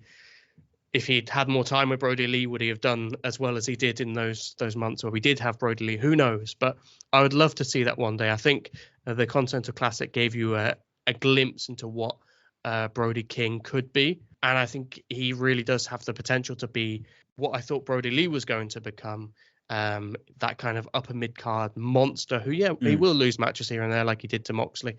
But generally speaking, you protect him. When it comes time for a tournament, he always makes it, he always has a good showing. He always, goes deep, and it takes something really special to beat him. Even then in the Continental Classic, wasn't it Daniel Garcia who beat him and rolled him up, which was good for Daniel Garcia's story. But then the fact that like Brody King had beaten all these guys and then loses to Daniel Garcia again shows you like these little things that like maybe you could have had that great moment with Garcia against someone else. Obviously Brody King had to take losses somewhere in that tournament. So it was kind of like kill two birds with one stone. It didn't ruin Brody King by any means, but I think he's got the real potential to be that. And it's not just because he's called Brody, or not just because he's got a long black hair and a beard, and not just because he's super intense and incredible in the same ways that Brodie Lee was. They are very similar, like for a lot of things, but they are also both incredible wrestlers in their own ways. And Brody King does a lot that's unique to him. The bark especially is brilliant because it gets the crowd involved. So I really want to see that. Like, I'm a massive fan of Brody King for a lot of the same reasons I was a massive fan of Brodie Lee before he, eventually got to this run, which we've spoken about today. Here's my pitch for Brody King, because I've actually thought about this as well. What I would do, because I reckon he is a diamond in the rough. Like he is brilliant. I agree. Apparently Buddy Matthews actually re-signed with AEW, which was kind of surprising to me, but I guess he realizes that like no matter where he's going, he's probably not. I don't know. Like I don't think he's ever going to be the featured star that he maybe could be if a few things changed in the world and like a few he got a few different breaks here along the way. But he could be incredible in NXT. Yeah, when he was incredible in 205 Live. That's where he was incredible. But in my mind, I originally thought that he would be leaving for the WWE, and who knows what's going to happen with Malachi. But in my mind, I thought he was going to be leaving as well. But I would have Brody King and Julia Hart execute a coup on the House of Black and just have them both just destroy Buddy Matthews and Malachi Black, and in just like a totally ruthless coup, and have those two acting as a pair. Obviously, they're not going to be like the tag team or anything like that, although like I'm all up for an agenda if that's what they want to do, but it doesn't seem like that's something that's on AEW's radar at all. But they're still a pair. They're still an act together, but they're both singles wrestlers. And man, there's no reason you couldn't have him hold one of the many titles that are in AEW for a solid run. And yeah, that would, I really like that you brought out Brody King, because for some reason I didn't write him down in my list of monsters there, and he's absolutely someone that could fill that sort of hole there that you're talking about.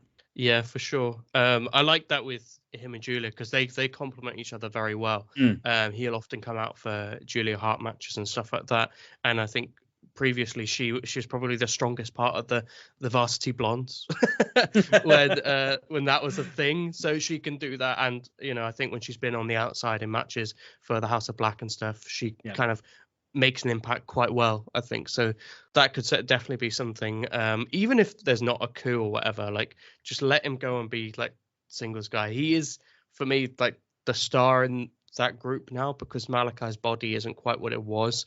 He doesn't have the same matches in him anymore. And also, I don't know what the motivation is with him these days, but yeah, even if like they don't have that, we could easily be seeing like more of Brody King. It's a bit of a disappointment, but and it does feel like because I love Brody King, probably not as much as Brodie Lee, but it does feel a bit like when Brodie Lee was Luke Harper. And in WWE, and I just saw all this potential. Then you'd occasionally see like little glimpses of it in certain matches, even won the Intercontinental Championship and stuff. Kind of like we saw with Brody King in the Continental Classic. The Continental, like But then it fades away, and he kind of does nothing for a while, and it kind of feels like the way that Brodie Lee was booked in WWE.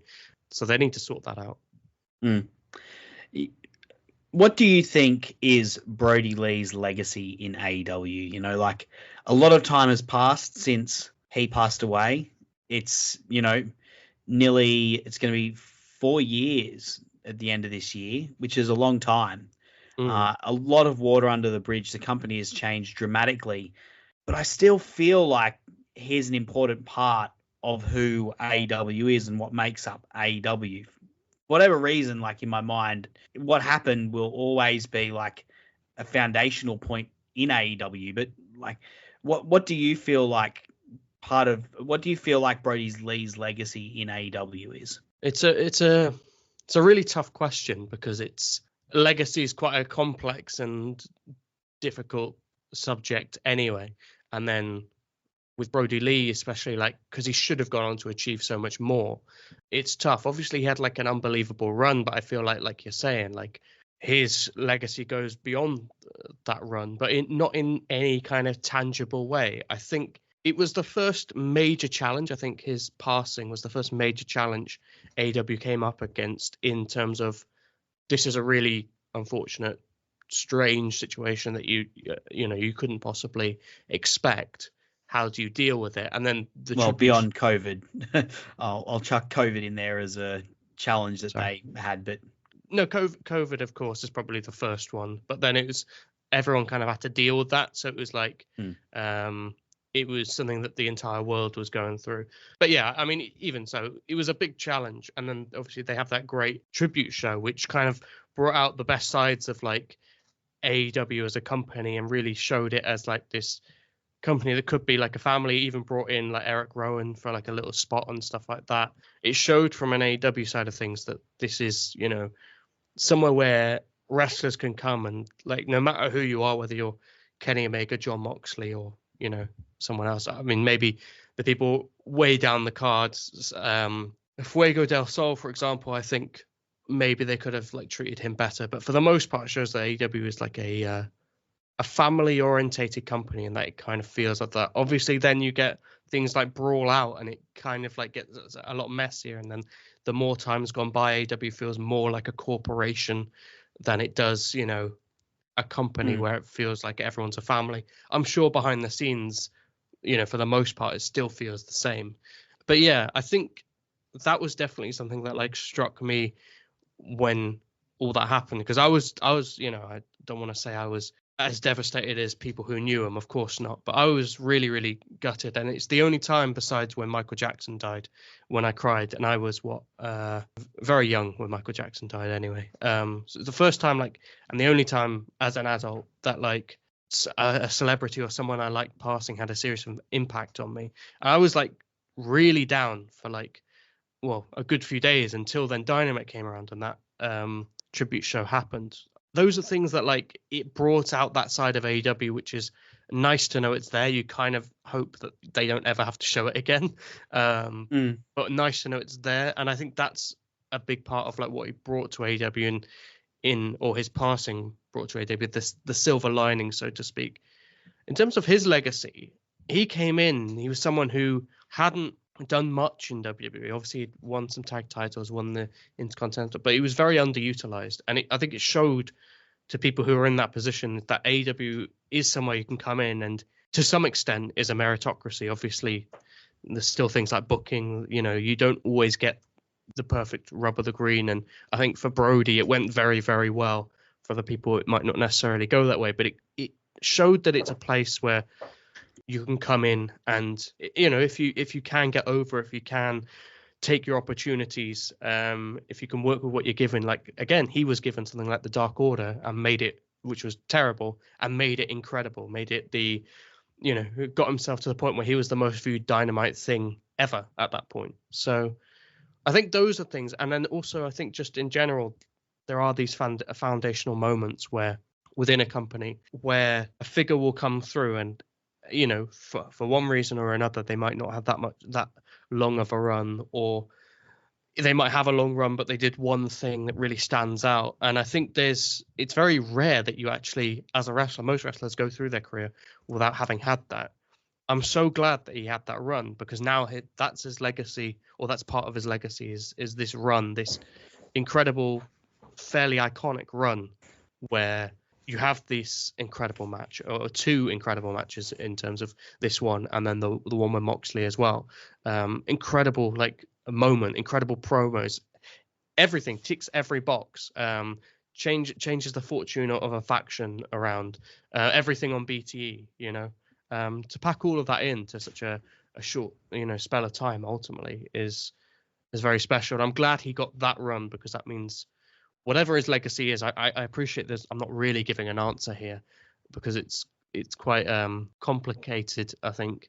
But for me, it's just, this is a very personal thing. But he showed that how special those moments can be when they come around. And for other people, they'll have, their own favorites and stuff like that. But for me, in that, his legacy is probably the top three runs I've enjoyed the most in wrestling history from a personal perspective. I'm probably not the only one who considers it that special, but I think that's probably not the overriding feeling. Not through any fault of people. People just have their different tastes and things that they gravitate towards. But yeah, I can say that without the hindsight of being oh, now he's passed. I look back on it fondly or whatever. In the moment, I was living it and knew I would look back on it fondly. But I would like them to give him something tangible. Obviously, they've got the Owen Hart Cup. I would like something Brodie Lee related. Obviously, they've retired that title design. Maybe it's just, a one-night thing, on the anniversary or as close to the anniversary as it comes. But you do a certain match, which then you can get a shot of the TNT title, something that kind of is a tangible thing so that never goes away. I like that. I don't think it will go away, but I would like something like that because of how special I think he is to AEW. Yeah, well, I mean, they still say it's Wednesday, and you know what that means. Of course. Which will forever be his little signature on the show, I guess. I feel like what you were saying there with him passing and the beautiful tribute show that they did, it really brought out the best in AEW and showed the heart of the company. And it's a similar thing to the way that AEW sort of dealt with it when Jay Briscoe passed away. They had some brilliant tributes, and Tony Khan had to fight to make it happen, but he made sure it happened, and both very emotional moments. And I don't know, I've found as I've gotten older, it's just me speaking personally, I cry a lot more now than I did when I was like a teenager in my early 20s. For whatever reason, I just do. And man, I was a mess in that show. I was an absolute blubbering mess, and it was beautiful and very cathartic to have that, as was the Jay Briscoe one. I love your idea about the TNT title shot. I think the memory of that happening, it was like such an intense thing to happen in such a new company. Like, unfortunately in wrestling, like wrestling is a wild and dangerous sport, and eventually like every promotion has to deal with death in some way or another. But the company was so young when this happened, yet the way that it went through it was like, it was such a unifying experience, it seemed like, for the roster at the time. And I think one thing you said was that, like, you think it might be the same backstage. I don't think it is anymore, but I think those people who were there at that time kind of understand that and understand how special that time in the company was, when it was all friends wrestling. Like, like that was a joke, but like, honestly, that was a great time to be a fan of the company, and probably a great time to work there when it was that. And funnily enough, like Punk said, one of the reasons that he thought that going to AEW would be something that might be viable was with the way that he saw that the roster dealt with what happened with Brodie Lee, that there was no leaks, and it seemed like that, like there was no bullshit happening backstage, and no, like, which is just like wild to think about, that like this is what drew him to the company. But you know, that's what he said in interviews. That like, this is one of the things that he saw that really made him think that the company was something he would like to be part of, which is, you know, it shows the impact of what happened. And yeah, for Brodie, like, as you said, he went out having what I would probably say are the two best individual programs of his career. Yeah. I don't know. Maybe you could throw the Wyatts and Shields feud up there in terms of the work that he's done. I don't know a whole lot about the stuff that he did before he was in WWE. I've watched a few matches that mostly at the time sort of crossed my feed when he did pass away, and people were just kind of throwing around matches as like, these are things you can watch. But you know, he talk about going out on a high. It's amazing that he did get to have that. And you know, like, you hope that. One thing that I've so with Jon Moxley, right? Like, I'm almost at the point where I've like had I rode him as a fan in WWE, and had the ups and downs of being a Dean Ambrose fan, where like you thought he was on the precipice of crashing through and becoming the biggest thing in wrestling so many times, and like you held out hope that it would happen, but slowly and slowly, like, you got burnt more and more on that. And then I got to experience that when I thought I wouldn't get that, when he was in AEW, and I got to experience it twice. And I kind of want every wrestling fan to get that, and I kind of want every wrestler to get that sort of validation as well. And it's not going to happen to everyone, but it's from all accounts, Brodie Lee was just an incredible person. And, you know, like, I'm so happy that he got to have such an incredible run at the end, and he got to get that validation. He got to get his flowers. And, you know, even though like you'd give it all away for him to still be with us, and, you know, he'd probably give it all away to still be with his family, and his family would give it all away to still have him. Like, it is still nice that he got that. And it is meaningful that he got that. And, you know, it's why I'm very happy that we've now gone 2 hours on our recording, and I don't care. Like, it's important to pay tribute to these people, because what they've done is special, and what Brodie Lee did in AEW is special. And it's fitting, you know, I don't know how many people will listen to this, but it's fitting that people pay tribute to his legacy, and pay respects to what he was able to achieve, and, you know, thank him and his family for it. Yeah, for sure. And that's another nice thing, that his family is still very much tied to AEW. His son, I'm not sure if he's still training to be a wrestler. I'm assuming he is. But there's that kind of, one day his son will come in.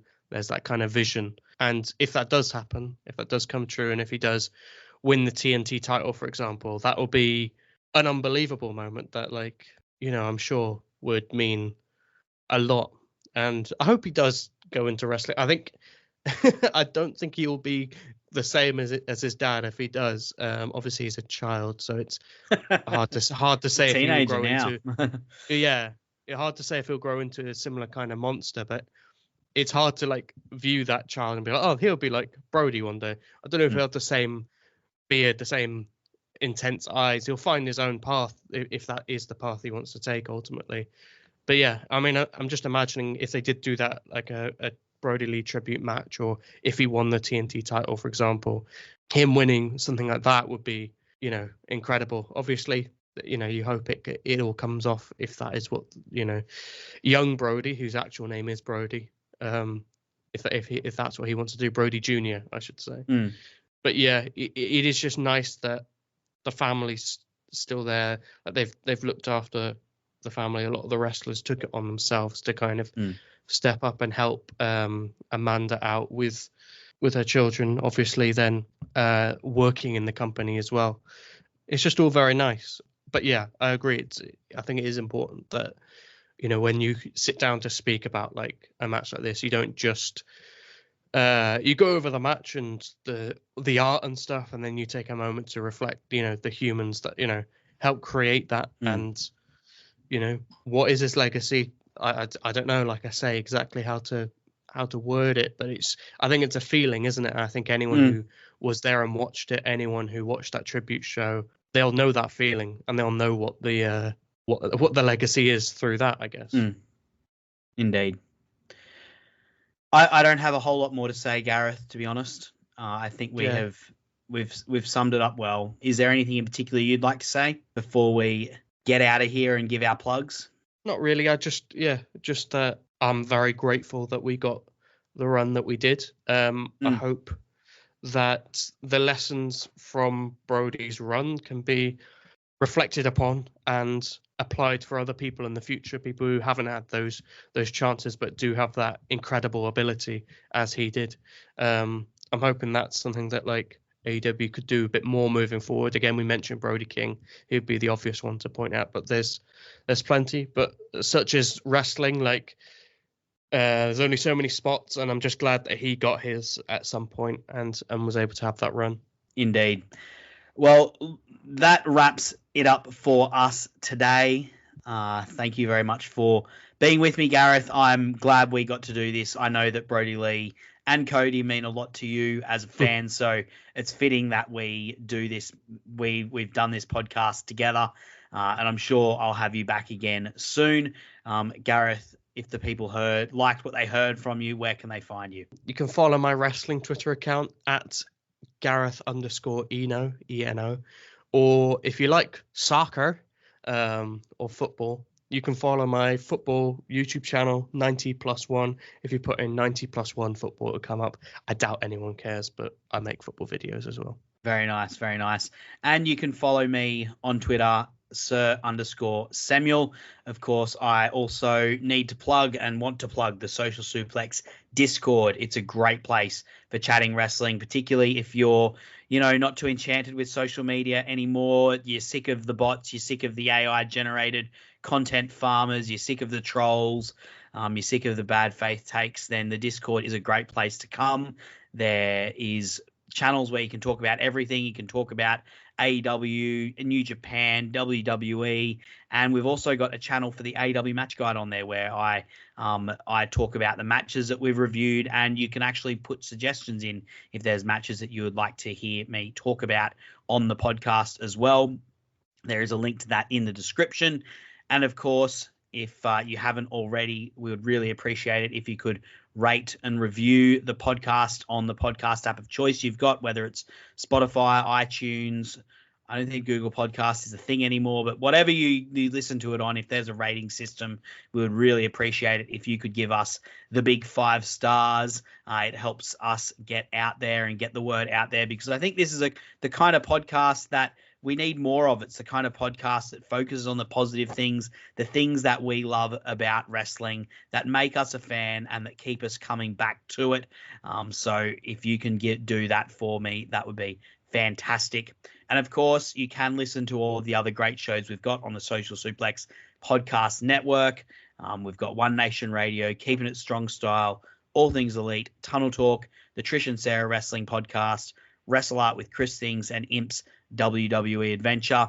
And of course, we have the Match Guide Substack, where I drop my written pieces every other fortnight. I've got a lot going on here, Gareth. And I think I'll probably be actually putting a Brodie Lee match playlist on there in a week's time. It comes out every off week from the podcast, the podcast 1 week, and then the written content the next week. So as I said, links for all of that in the description below.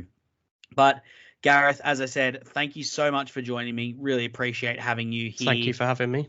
And I thank you, the listeners out there, for listening as well and being with the podcast. I thank you for the support that you've given me since I've come back. It's been fantastic to see. It's great to be back here podcasting and talking about the AEW matches.